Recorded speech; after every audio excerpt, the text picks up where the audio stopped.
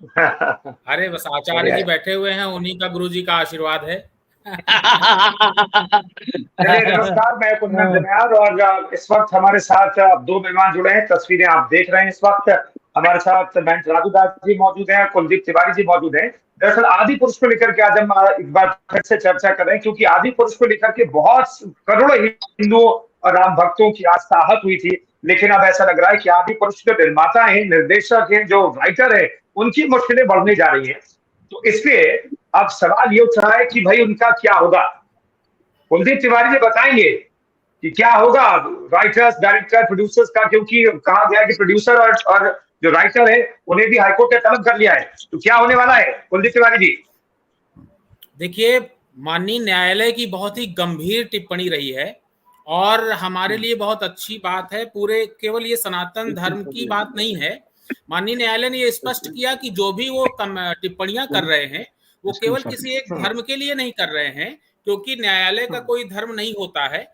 तो ऐसी टिप्पणियां सभी धर्मों को लेकर के उन्होंने, और उन्होंने कहा है कि रामायण में ही नहीं बल्कि कुरान हो, गीता हो, गुरु ग्रंथ साहिब हो, सबके लिए ये मान्य होना चाहिए कि किसी भी धर्म ग्रंथ की भावनाओं को आहत करने वाली फिल्म नहीं बननी चाहिए। तो ये तो कोर्ट का निर्णय रहा, लेकिन हमारी मांग ये है, कोर्ट देखिए, कोर्ट ने बहुत ही गंभीरता से इस पर टिप्पणी किया और उन्होंने सबसे महत्वपूर्ण बात जो ये कही कि देखिए, आखिर हिंदू समाज का की सहिष्णुता का टेस्ट आप कब तक लेते रहेंगे, बिल्कुल। कब तक आप टेस्ट जी करेंगे? क्योंकि अगर आज हम और आप कोर्ट में डिस्कशन कर पा रहे हैं, तो सबसे बड़ी बात यह है कि हिंदू समाज ने कोई ऐसा कार्य नहीं किया जिससे हमें, आपके लिए और समाज के लिए, लॉ एंड ऑर्डर के लिए दिक्कत हो।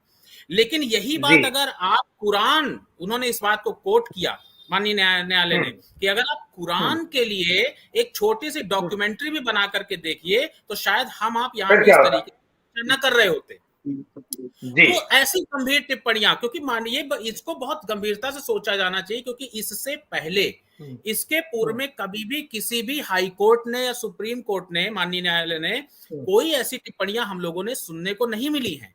लेकिन इस विषय जी। को माननीय न्यायालय ने यह कहा कि अगर हम आज भी चुप हो जाते हैं, आज भी अगर हम इस पे मौन हो जाते हैं या इस याचिका को पेंडिंग डाल देते हैं या अनसुना कर देते हैं या खारिज कर देते हैं, तो आने वाली पीढ़ियों के लिए हमेशा दिक्कतें पैदा होती जाएंगी और इस तरीके के उदाहरण बिल्कुल। डे बाय डे ऐसे काम बढ़ते जाएंगे। तो ये तो माननीय न्यायालय ठीक है। का पक्ष रहा, लेकिन बिल्कुल, हमारा इस पक्ष, पर बातचीत करेंगे।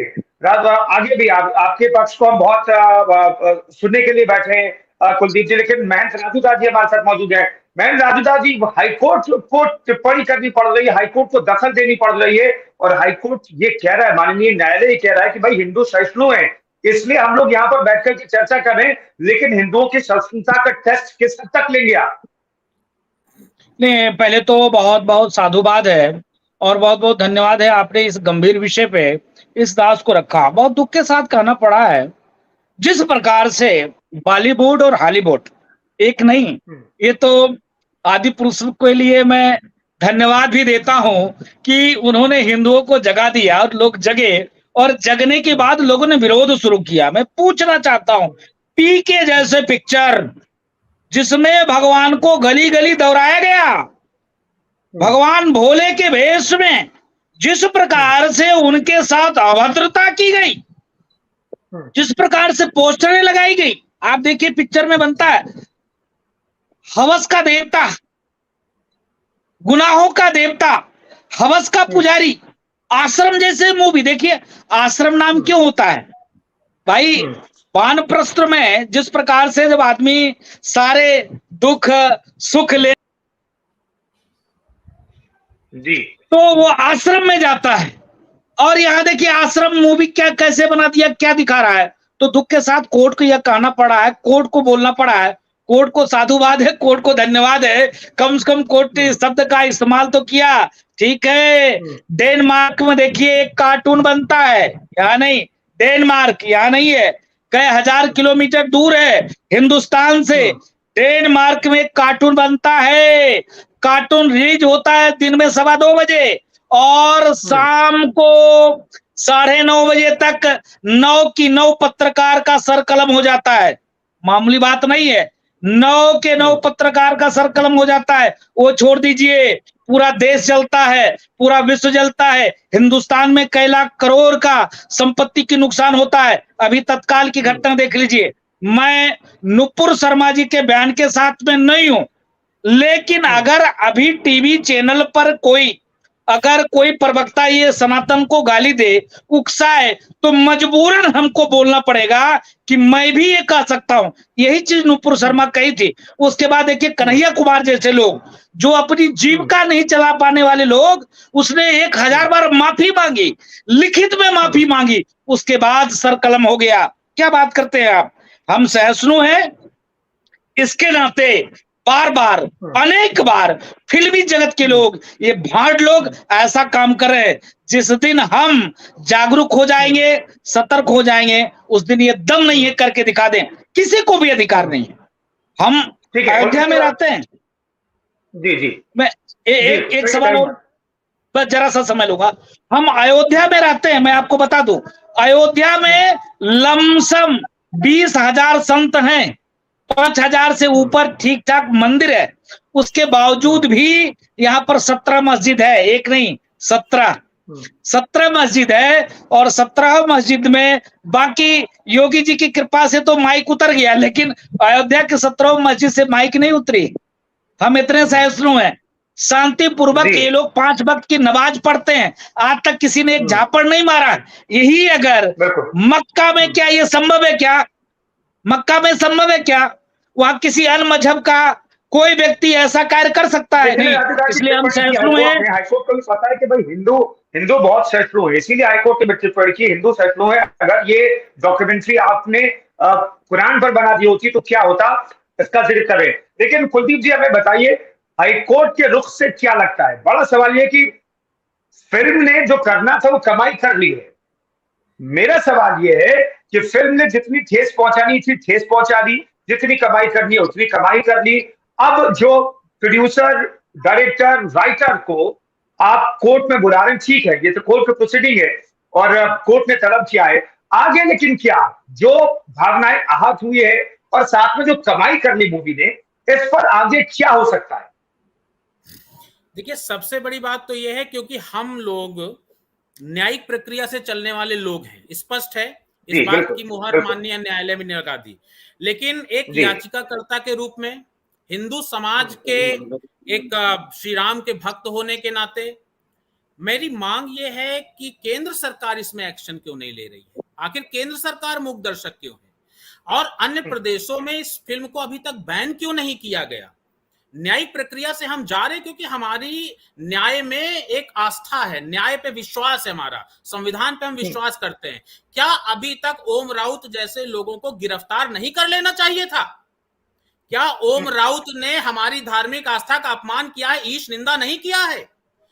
ओम राउत जैसे और मनोज मुंतशिर जैसे लोगों पर एनएसए लगाते हुए गिरफ्तार करके उनको जेल में डालना चाहिए था। ये हमारी मांग है। और ये आपकी मांग मैं ठीक है वापस लौटता हूं, लेकिन ये मांग जो मैं राजू दास जी के सामने रखना चाहता हूँ। राजू दास जी, मेरे मन में बहुत पहले सवाल है कि इतनी भावनाएं आहत हो रही है, राज्य सरकारें अपने राज्यों में बैन लगा सकती है कुछ भी दलील दे करके, तो राज्य सरकारों ने इस पर क्यों नहीं एक्शन लिया? क्या लगता है? नहीं, मैं पहले तो कुलदीप जी को बहुत बहुत साधुवाद देता हूँ, ढेर सारा आशीर्वाद देता हूँ कि कुलदीप जी कम से कम इतने निडर और निखर व्यक्ति हैं जिन्होंने सनातन के लिए कार्य किया। और आज कोर्ट ने जो आदेश दिया वो इनकी देन है, ये कोर्ट गए।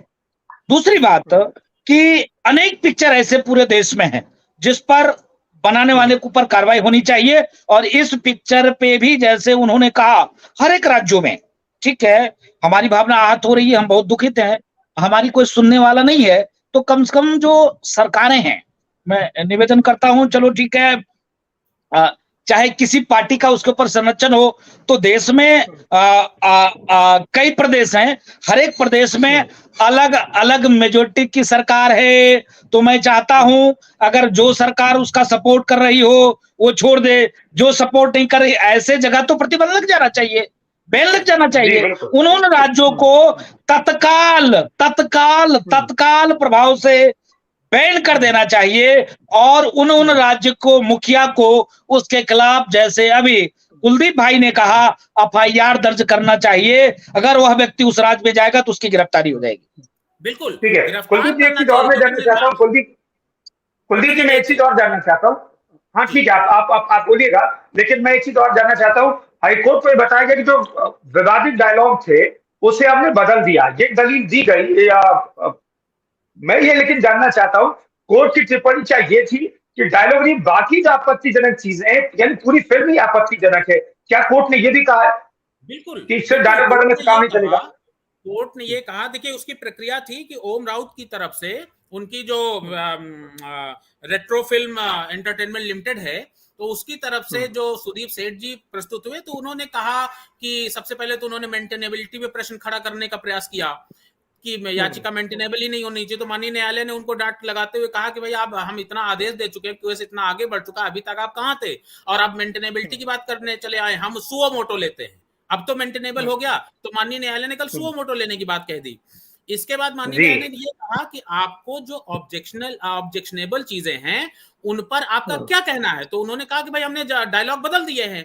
तो माननीय न्यायालय ने स्वयं प्रश्न किया, माननीय न्यायालय ने स्वयं प्रश्न किया हमारे विरोध के बाद, कि उन्होंने कहा जो राम दरबार आपने दिखाया है, क्या वो राम दरबार आप बदल सकते हैं? क्या जो वीएफएक्स आपने दिखाया है वो बदल सकते हैं? क्या हनुमान जी को जो मौलाना की दाढ़ी आपने दिखाई है, क्या वो बदल सकते हैं? सीता माता जी को ब्लाउज दिखाया है, क्या आप वो बदल सकते हैं? विभीषण की पत्नी को आपने नहाते हुए, नहाने के बाद कपड़े बदलते हुए दिखाया है, क्या वो आप बदल सकते हैं? क्या फिल्म में केवल डायलॉग ही आपत्तिजनक थे कि आपने 2 डायलॉग बदल दिया, उससे पूरा फिल्म का आपने कह दिया कि अब जो भी उसमें दिक्कतें थी वो सॉल्व हो गई? पूरी की पूरी फिल्म ही देखने लायक नहीं है और पूरी की पूरी फिल्म ही सनातन धर्म का अपमान कर रही है। उसमें कुछ भी ऐसा नहीं है जिससे हम उस फिल्म से प्रेरणा ले सकें। और वो पूरी फिल्म वाल्मीकि रामायण को हम बाकायदे लेकर के गए थे कल कोर्ट। हमारी वरिष्ठ अधिवक्ता रंजना जी ने वाल्मीकि रामायण को बाकायदे कोर्ट के सामने पढ़ा, कोट किया, उसके श्लोक बताए कि देखिए, क्योंकि डिस्क्लेमर में उन्होंने कहा हुआ था कि ये वाल्मीकि रामायण से प्रेरित है। तो उन्होंने कहा कि देखिए तो साहब वाल्मीकि रामायण की बात करते हैं, आपके पास अगर कोई तथ्य हो तो बताएं। तो हमने कहा देखिए साहब, ये वाल्मीकि रामायण की पृष्ठ संख्या ये, श्लोक नंबर ये, इसमें रावण के बारे में ये दिखाया गया है कि रावण की वेशभूषा कैसी थी। रावण अच्छे वस्त्रों से सुसज्जित रहा करता था, रावण मांस खिला, चमगादड़ को मांस नहीं खिलाता था, पुष्पक विमान हुआ करता था। वाल्मीकि रामायण में क्या कहीं ऐसा वर्णन है क्या कि रावण जो है चमगादड़ पे चलता था? तो इस तरीके के सारे तथ्य हमने वाल्मीकि रामायण को माननीय न्यायालय के समक्ष प्रस्तुत करते हुए रखे। तो उस पर न्यायालय ने कहा कि जो भी तथ्य आप प्रस्तुत कर रहे हैं, इसको वाल्मीकि रामायण को सारे तथ्यों को कोर्ट में लिखित रूप से आप हमको दर्ज कराइए। ये माननीय न्यायालय ने कल कहा। तो मैं भी एक चीज जानना चाहता हूँ। दरअसल मैं डिबेट आज, कल कोर्ट ने आदेश दिया और डिबेट आज मैं कर रहा हूं। मेरा दरअसल मकसद ये है कि मैं पत्रकारिता में 15-16 साल से मैं हूं मैन जी, लेकिन मैं जानना चाहता हूं, मैं दरअसल ये सुनिश्चित करना चाहता हूं कि ये जो घटना है, और इन 15-16 सालों में देखता हूं कि हर बार हम इस तरह के डिबेट करते हैं, फिल्में आती है, हिंदुओं की आस्था के खिलाफ कुछ न कुछ होता है, फिर वो इस सीन को या तो हटा दिया जाता है, फिर या मूवी चलती रहती है, इस तरह की डिबेट बार बार होती है। मैंने ये चर्चा आज इसलिए की है कि सेंसर बोर्ड को लेकर के भी हाईकोर्ट ने कहा, सेंसर बोर्ड को लेकर के भी फटकार लगाई सेंसर बोर्ड को, और कहा कि भाई कैसे ये फिल्म पास कर सकते हैं। तो सेंसर बोर्ड को लेकर के मेरा यही सवाल है कि क्या ये आखिरी फिल्म होगी? पहली चीज ये महेंद्र राजूदास, और दूसरी चीज ये कि क्या सेंसर बोर्ड में भी जब भी हिंदुओं की आस्था से जुड़ा हुआ कोई भी सीन हो, ये तो पूरी रामायण पर ही आधारित फिल्म थी, इसमें क्या सेंसर बोर्ड में किसी साधु संत को, किसी प्रकांड विद्वान को, प्रकांड पंडित को रखते जो रामचरितमानस को जानता था, उसे दिखाते, तो क्या ये सारी सीन हट जाती? या आगे के लिए आप कहेंगे कि भाई सेंसर बोर्ड में कम से कम ऐसी फिल्मों के लिए कोई ऐसा व्यक्ति हो जो धर्म को बेहतर तरीके से जानता?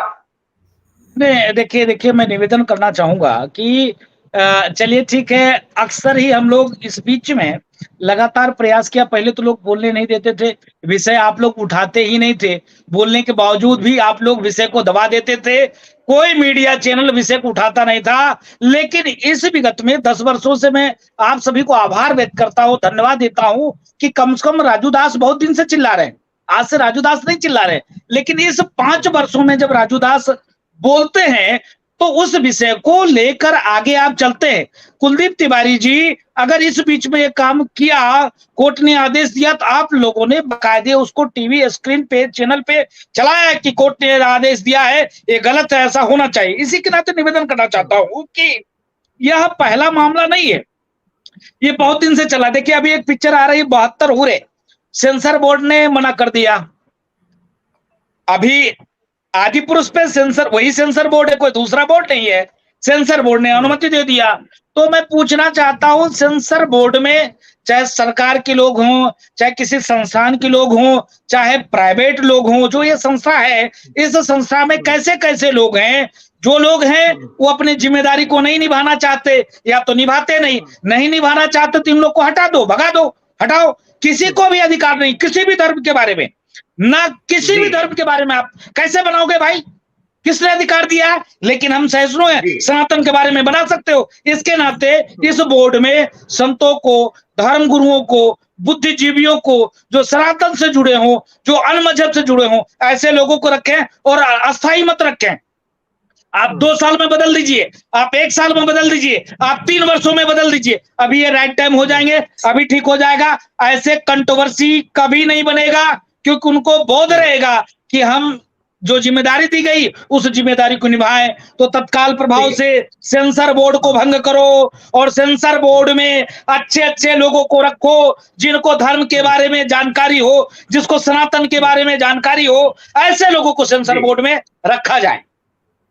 कम से कम ऐसी फिल्मों के लिए तो रखिए जो धर्म के आधार पर, धार्मिक ग्रंथों पर फिल्में बनी है, धर्म को रिप्रेजेंट जो फिल्में करती हैं, ऐसे विषयों के लिए तो चाहिए। कुलदीप जी, सेंसर बोर्ड को लेकर की क्या कार्रवाई हो सकती है, पहली चीज ये, और दूसरी चीज ये कि इस पूरे प्रक्रिया में कोर्ट चूंकि पूरे मामले को सुन रहा है, माननीय न्यायालय सुन रहा है, तो मैं जानना चाहता हूं क्या सख्त आदेश, क्या सिर्फ फिल्म पर पाबंदी वाला आदेश ही आ सकता है, या ऐसे इतना भी कुछ हो सकता है?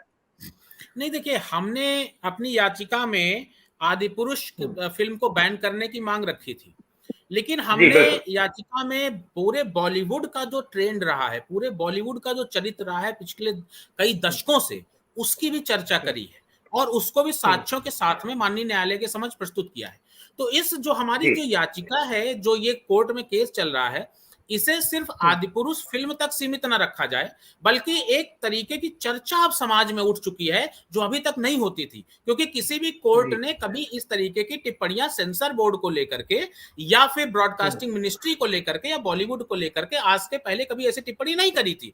तो एक अब ये समाज में और ये देश में चर्चा का विषय बना हुआ है कि वास्तव में बॉलीवुड में जो सारे सनातन धर्म को टारगेट करते हुए जो तमाम सारी फिल्में बनी हैं, उन पर भी कार्रवाई होनी चाहिए और इस तरीके की फिल्में अब भविष्य में ना बने, बाकायदे गाइडलाइन जारी करनी चाहिए। ये माननीय न्यायालय ने भी उस दिन कहा, उन्होंने अपनी टिप्पणी में कहा कि धर्म से जुड़ी हुई फिल्में बनाने के लिए बाकायदे गाइडलाइंस जारी होनी चाहिए, दिशा निर्देश जारी होने चाहिए और उनको सर्टिफिकेट देने से पहले सीबीएफसी को 10 बार सोचना चाहिए, अध्ययन करना चाहिए। तो सुदीप सेठ जी ने कहा और सेंसर बोर्ड के जो वकील साहब हैं, उन्होंने कहा साहब बड़े संस्कारवान लोग बैठे हुए हैं सेंसर बोर्ड में। तो माननीय न्यायालय ने कहा कि ऐसे अगर संस्कारवान बैठे हुए हैं तो ऐसे संस्कारवान लोग धन्य हैं। माननीय न्यायालय ने यह भी कटाक्ष किया उन पर। तो ये टिप्पणियां केवल आदिपुरुष तक सीमित न रखी जाएं, ये पूरे बॉलीवुड का चित्रण रहा है ये।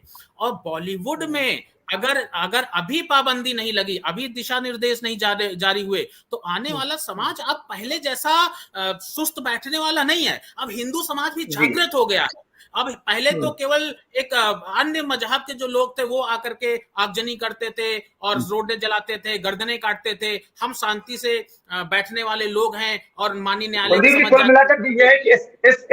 विरोध के बाद हाईकोर्ट की तरफ से कोई गाइडलाइन जारी हो सकती है, हम ये उम्मीद करें।